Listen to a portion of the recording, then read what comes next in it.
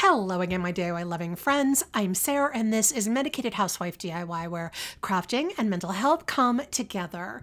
Today, we're diving into the world of wood wonders with some incredible Dollar Tree DIYs that'll transform your home into a chic and stylish sanctuary. Who says you need to spend a fortune to get that high-end look? So what are we waiting for? Let's turn those budget finds into designer dreams together. For this DIY, I'm using this empty baby food jar from my recycling bin because, as you all know, my little puppy, Ellie Mae, loves her beef baby food, so we have plenty of empty jars. I'm also using a total of 36 of the natural color Tumbling Tower blocks from Dollar Tree and also the super glue wood glue from Dollar Tree. So to begin with, I'm gluing the blocks standing up the tall way around the entire jar, as you see me doing here, and it takes 12 blocks to go all around that jar. Then I'm adding another set of 12 blocks that are glued directly on top of those, going around the jar, also standing up the tall way. Followed by yet another row of 12 blocks directly on top of the second row, the same as we did before, and this third is the final row. And with that, we've used 36 of these Tumbling Tower blocks. I've got this tube of caulk from Dollar Tree, and here is where I think I went wrong. I wanted to fill in all the grooves between the blocks going down and also across, kind of like bricks or tiles with grout. I used the caulk purely because it was in a tube, and I thought it'd be easier to apply into all those little cracks and maybe be neater to clean off the surface of the blocks than Spackle would be. However, this stuff is not that easy to use, and also, once it dries, it's very hard to sand and remove the dried caulk off the surface of the blocks and on the edges. So, moral of this story is, do as I say and not as I do. So I am recommending that you use spackle or even actual grout to do this part instead of using this caulk. And as I mentioned before, it was impossible to sand the dried caulk, so I ended up going outside and using a Dremel to grind the dried caulk off the block surfaces. And I repeat, that spackle would have been easier to sand and smooth out without using any power tools. I'm using some Varathane wood stain in the color Golden Oak, and I'll link that for you below to stain all the blocks. I did one coat of stain and then wiped the excess liquid off with a dry paper towel before going back in with a second coat of stain. I wasn't worried about staining the caulk lines because I have something else in mind for them later on. I'm also not worried about the inside blocks because they won't be seen at all in the final project. I have this thick wood round I got on Amazon, and I'll link it for you below. It's about 4 inches across, but you could also use those round wood plaques from Dollar Tree to do this if you prefer. I am staining the wood round with that same Golden Oak wood stain color as I did the blocks so that they'll all match. And I stained the wood round on both sides and also around that edge just for a cohesive look. I wasn't happy with the look of the quote-unquote grout lines after I stained those wood blocks, so I decided to paint all the grout lines with this Faux acrylic paint in the color Camel. I start by painting the lines going from top to bottom all around the block cylinder, and then I paint the tiny grout lines going across the cylinder, sort of making the tiny lines look larger and more even with those longer vertical lines. And I'm really emphasizing that brick or tile-like look that I was going for.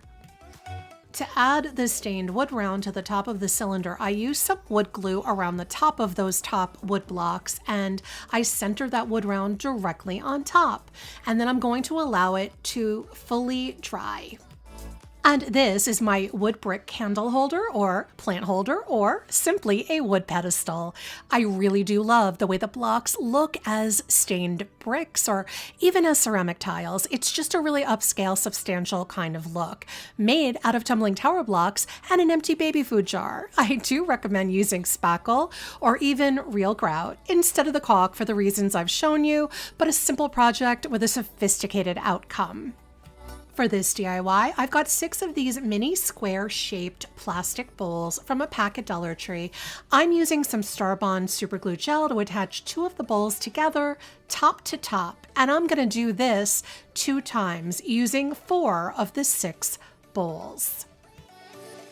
Then I take one of the 2 bowl sets and I'm going to glue that to the bottom of a 3rd bowl, as you see me doing here. And I repeat that with the 6th and the final bowl of my 2nd 2-block set. I've got 2 of these square wood boxes with lids from Dollar Tree. I'm going to be using the 2 lids that have these wood burn designs on the top. So to cover the design, I grab 2 of these wood squares also from Dollar Tree, and I glue one of the squares directly over the design on the top of the box lid to hide it. And I'm going to repeat that on the 2nd box lid. I'm using super glue wood glue to attach them, and then I'm going to allow them to fully dry. I take the 2 sets of 3 square bowls outside and spray paint them with this Rust-Oleum paint and primer in the color Ivory Silk to give them a nice beige base coat. Once the spray paint is dry, I'm using some Folk Art antique wax and a dry chip brush to distress paint the wax over the beige color.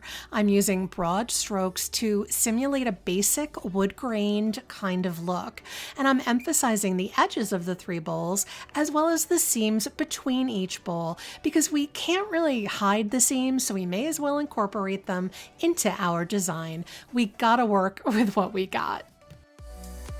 Then I turn my attention to the 2 wood box lids covered with the wood square. I am using a mixture of plain water and antique wax to dilute it. I paint the wood lids with the diluted wax mixture so that they will coordinate color-wise with the painted plastic bowls and all look like a warm brown wood tone.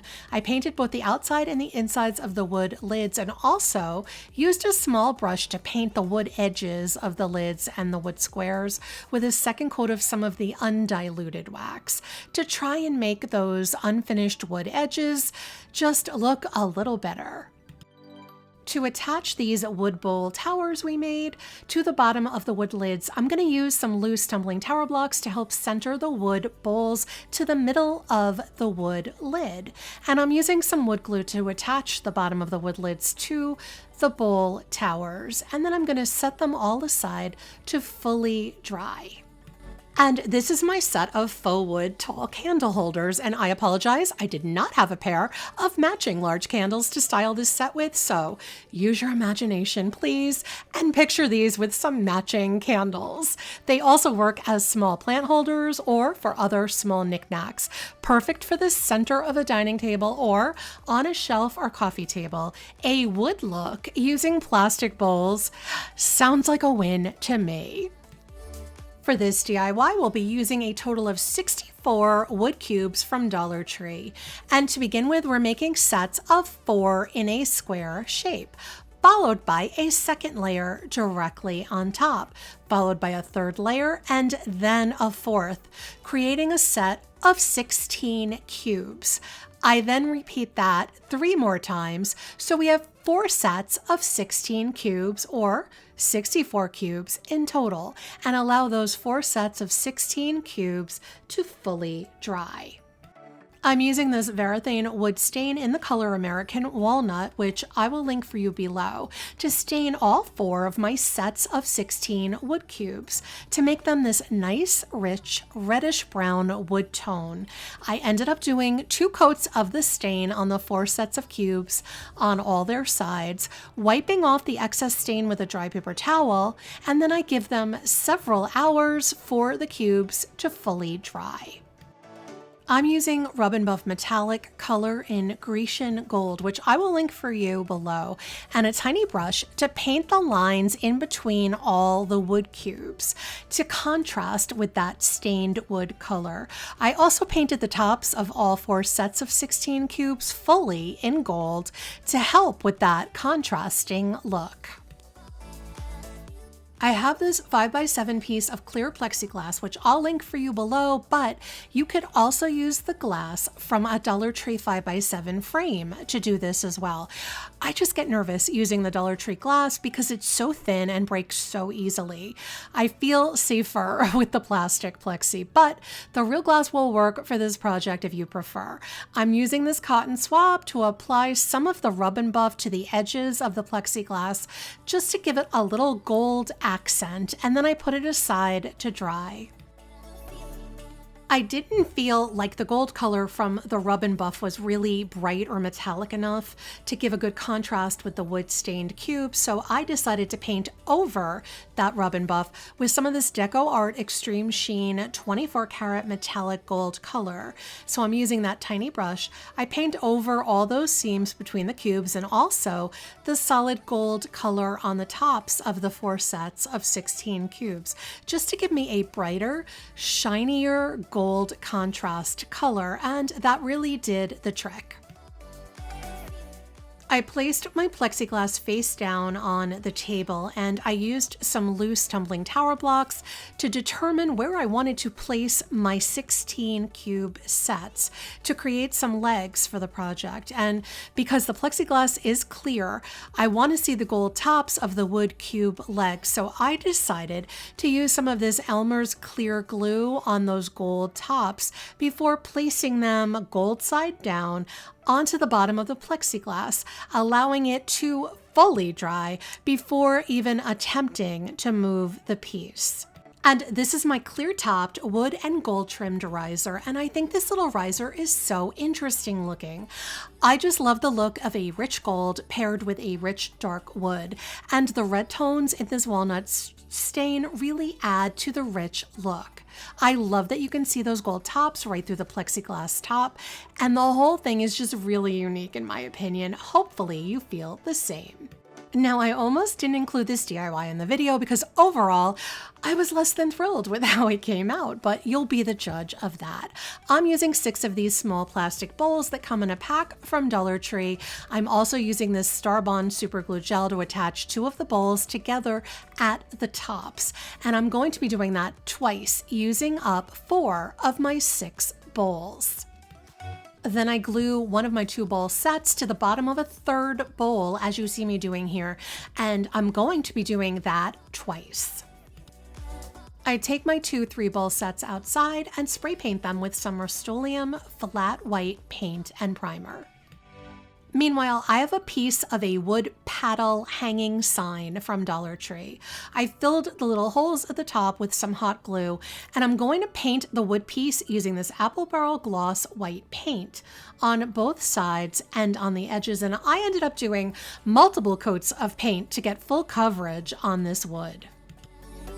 Once the spray painted bowls dried, I mixed some baking soda with some plain white acrylic paint, and I don't know if it was because I used the cheaper Dollar Tree acrylic paint or if it just didn't want to stick to the spray painted plastic surface. Whatever the problem, the paint and baking soda was not doing a great job of sticking to my 2 matching 3-bowl sets. I tried to do multiple coats, but I know it's not looking great. Let's just be honest. I could have and should have used Spackle, but I was lazy and I went the easy way. Lesson learned. I did what I could. It's not great. Meanwhile, the white painted wood sign had dried and I wanted it glossier, so I'm sealing it with this Minwax polyacrylic sealer, which I'll link for you below, and I gave that a couple of hours for it to dry. Once that baking soda mess had dried, I took the 2 bowl sets outside and sprayed them with this Montana Granite texture spray, which I'll link for you below, in an effort to save them. That's debatable, but they did look better. And I turned my white wood sign upside down and traced the tops of the 2 bowl sets onto the back of the wood sign using some hot glue to then glue them into place. And this is what became my plastic bowl, kind of faux stone riser. I don't know what to say here. I don't like it. The base is giving like Easter eggs or something. It's kind of a hot mess. And to be quite honest with you, I don't think I'm keeping it. Maybe you might want to give it a try with some Spackle. Maybe you never want to see it again. I can't say I blame you. And there you have it, my DIY loving friends, a few simple steps to turn ordinary Dollar Tree items into extraordinary decor pieces that will scream high-end style. If you love these wood wonders, don't forget to give this video a thumbs up and subscribe to Medicated Housewife DIY for more budget-friendly DIY magic. Let me know in the comments which DIY was your favorite and why. You know I love hearing from all of you. Thanks for watching, and until next time, remember that together we're making the world a more beautiful place, one DIY at a time.